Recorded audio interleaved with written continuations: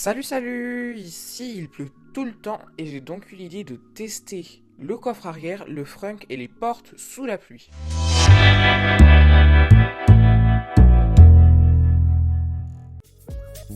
Tout d'abord, plus de 500 abonnés depuis cette semaine, ça fait vraiment très plaisir.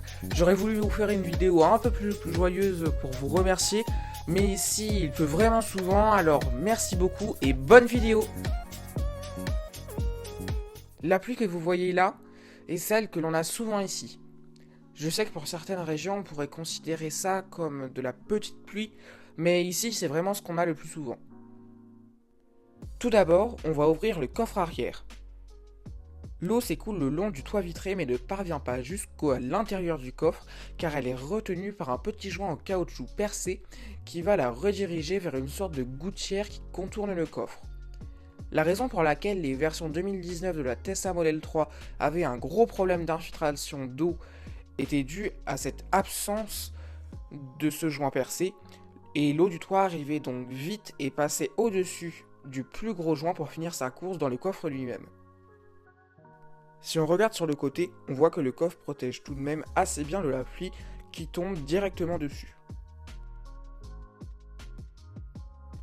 Hop, on referme tout ça et on se dirige vers la portière arrière.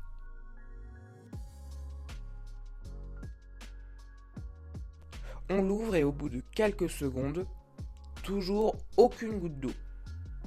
L'eau ne peut pas aller sur la porte vu que la vitre est très courbée, ce qui permet une étanchéité parfaite.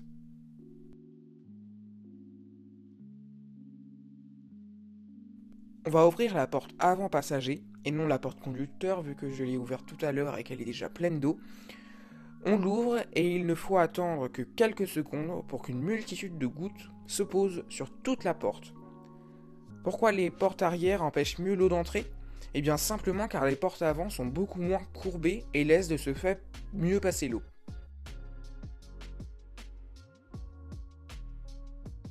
Je vais passer par l'écran pour ouvrir le frunk. Il s'ouvre tout seul car j'ai installé des vérins et ils n'ont pas été livrés avec la voiture.